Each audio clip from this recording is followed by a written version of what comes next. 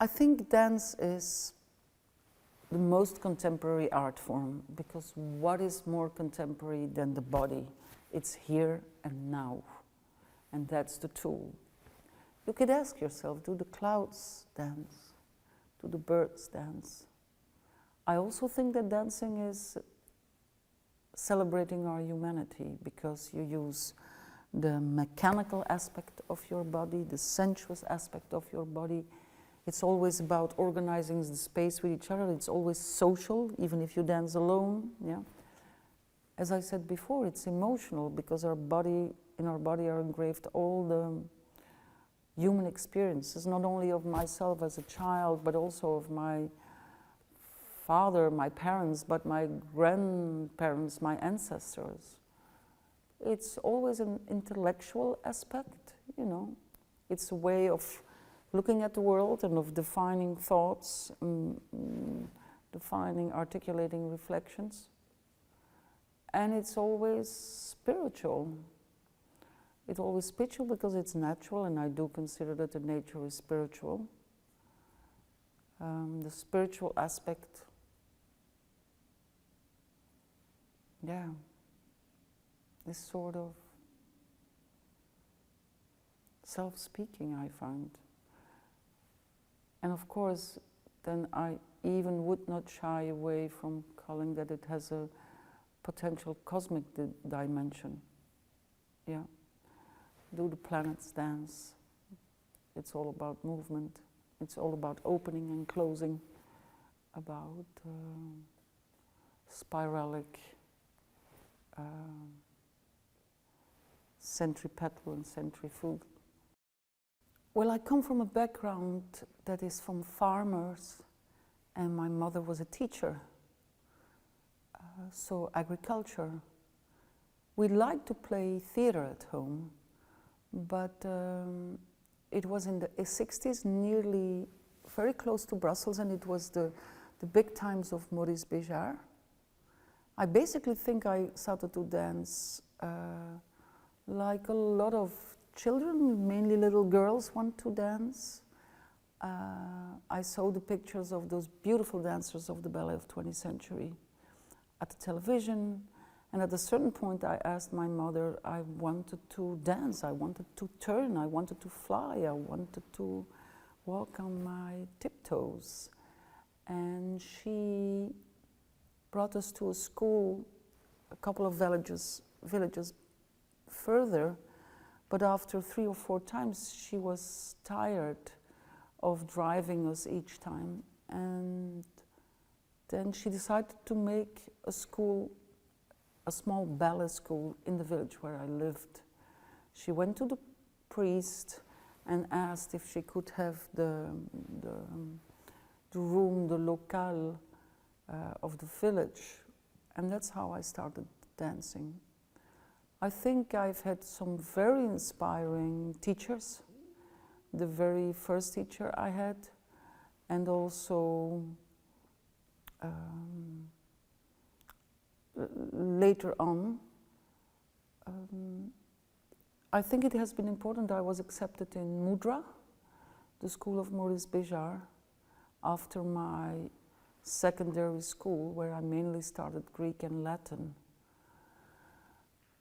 If I wouldn't have been accepted in Mudra, maybe I would have gone into theater, or into languages, or into medicine. The dance company Rosas was made at the creation in 1983 of the performance Rosas, danst, Rosas. And Rosas is the plural accusative, plural of the word rose in Latin. It's also the name of a city in Spain. It's supposed to be a name of an Argentinian dictator. It's also when you blow into the fur of a rabbit. That's Rosas. I mean, I've always been obsessed by circles and by spirals and ellipses.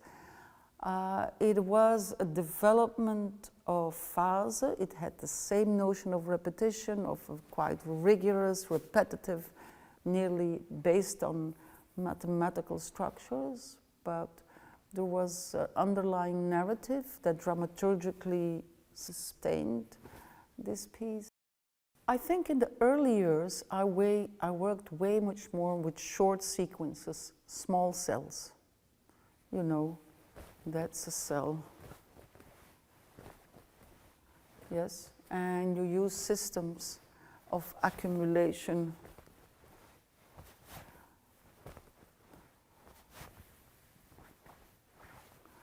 And then I think we were interested in maximalizing the minimum. Instead of going in a lot of different vocabulary way, we tried to look at the same movement in many different ways. A little bit like what happened in the music with serialists. Instead of piling up a lot of different vocabulary, you look at an object and you look at it from different sides.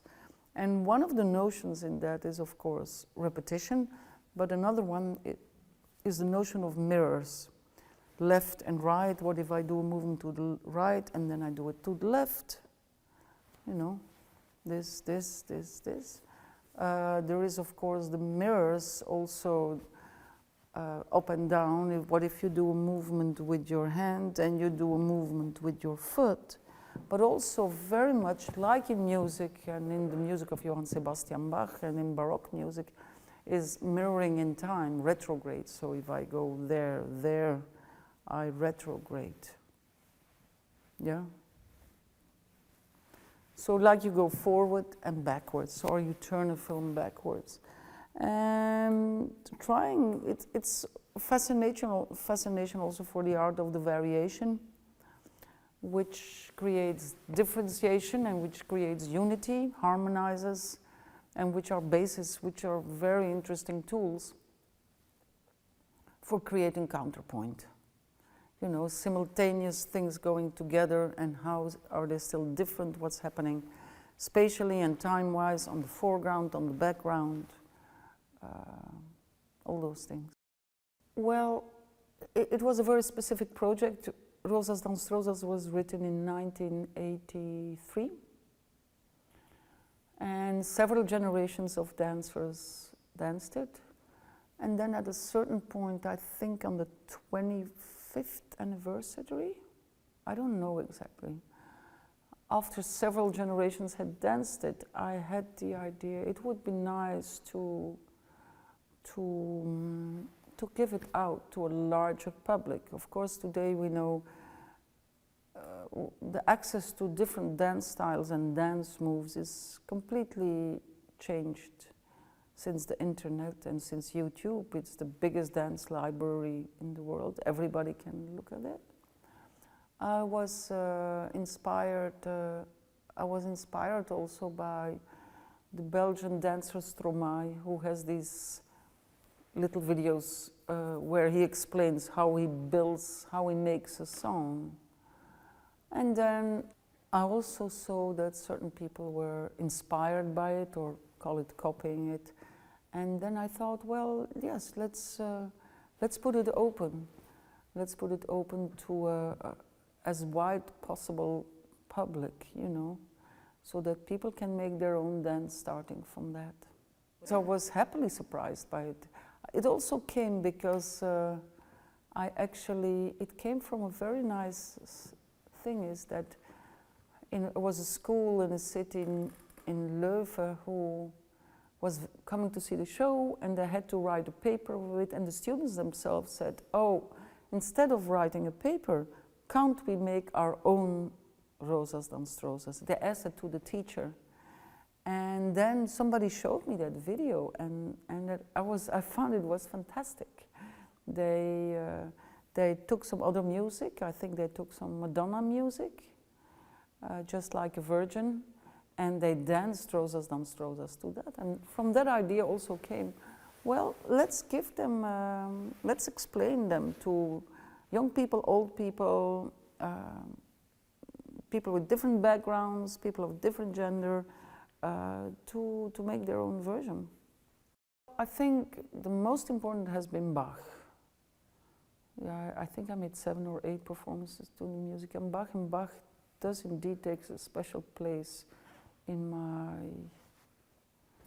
my trajectory. I think Bach takes in the history of Western music very special place. It's by excellence for me the embodied abstraction. It's always structured without being systematic. Bach is always of a very strong formality, but always anchored in the human experience. It somehow speaks. People recognize human emotion in his music, you know, in the most diverse.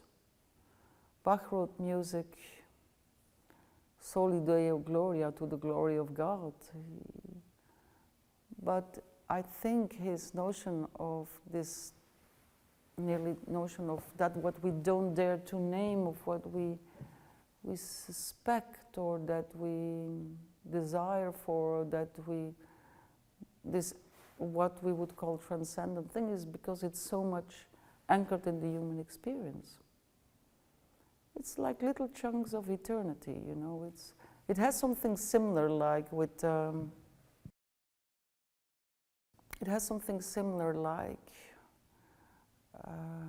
with the music of Reich, that it could have started before and it could last afterwards.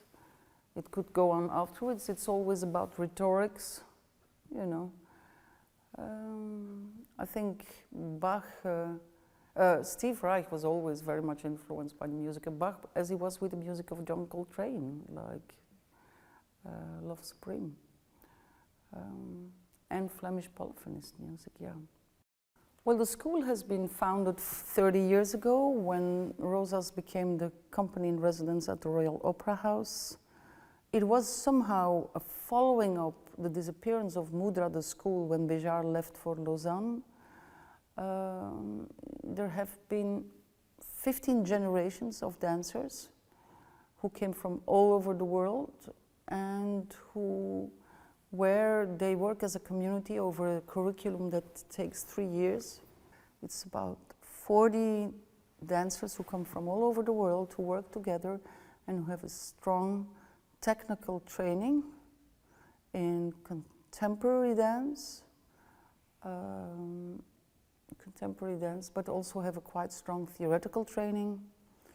There is no difference between choreographers and dancers. It's like a group of people. It has something old-fashioned, a group of people who stay together for 3 years and who share both a physical, intellectual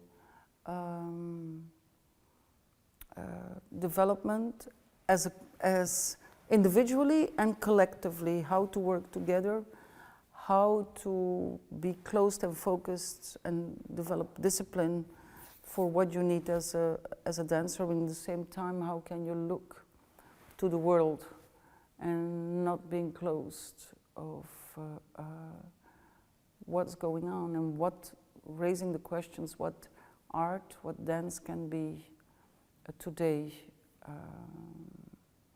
in a world where the communication through technology is so heightened. You know, the simple thing of sharing the time and space of live performance, being around the fire, telling the stories, and imagining a new future. I think a school is by essence a place where you question the past, you're in the present, and you create a future, or you imagine a future. And that exercise is a very important exercise, I think, and yeah. So it's a place, it's a school that goes its own way. 30 years ago, I was very much involved in it. Now it has been built with a team of people, and it goes its own way. And it's like children, raising children and letting them go. No? Well, I don't have a fixed plan when I start. There is a music, there is a text, there are some ideas, and then the working process starts really with the dancers and with the people and with the team. You know, the team who works on light, on costumes, on music, on dramaturgy, and with the dancers, you start to develop a vocabulary, and then you start to build. Sometimes I also share it with other choreographers, like I did with Il Cimento, which is on the Four Seasons of Vivaldi, where you share it with Radwan Mziga. Geometry, which literally means the measuring of the earth. It's like making the plan of how you're going to organize space. Sometimes also time. It's like a drawing on the floor, which is very useful to organize simple and complex movement in space. And 1 point, 2 points a line, 3 points a triangle, 4 points you have a volume, 5 points you come to a pentagram, and you have the basic of what they call the Platonic solids, you know, dodecahedron, and so it's very useful to make choices, because basically that's what it's all about. It's making choices. In those 45 years, I don't know exactly, but I think we went 8 or 9 times to perform in Japan, from very beginning in the late 80s, when we went for the first time to Yokohama. I worked, of course, also together with Toshio Hosokawa, where I made the opera. He created the opera Hanjo. I've had several dancers who came from Japan, like Fumio Ikeda, who were there from the very beginning. Yes, I've had always a very strong feeling, very strong connection with Japan, Japanese culture, Taoistic thinking, of course. I came mainly through macrobiotics, that I got interested in yin-yang thinking and internal alchemy.